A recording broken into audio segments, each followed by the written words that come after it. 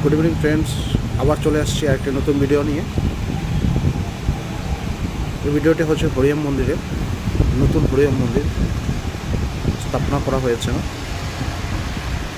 কোথায় এটা আমি পরে বলবো ভিডিও শেষে। আপনারা মন্দিরের ভিতরে পরিবেশটা দেখুন, খুব সুন্দর পরিবেশ।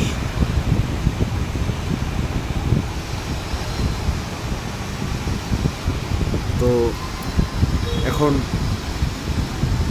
আপনারা দেখতেই পাচ্ছেন সে মন্দিরের পরিবেশটা, এবং ভিতরে আপনারা দেখতেই পাচ্ছেন আমার বাম পাশে আছে স্বামী অখণ্ডমণ্ডলেশ্বরী শ্রী স্বামী স্বরূপানন্দ মহারাজ সিংহাসনে বিরাজিত, এবং আমার ডান পাশে রয়েছে মা সন্ন্যাসী সংহিতা দেবী। আপনারা সেই পরিবেশটা দেখতেই পাচ্ছেন। মন্দিরের কলাকৃতি এবং কারুকার্যগুলো খুব সুন্দর, খুব ভালো লেগেছে আমার, তাই আপনাদের কাছে এই ভিডিওটা নিয়ে আসলাম। আপনাদের কেমন হয়েছে বা কীরকম লেগেছে বা আপনারা নিশ্চয়ই কমেন্ট করে বলবেন। তো আজকে আমি এখানেই ভিডিওটা শেষ করছি।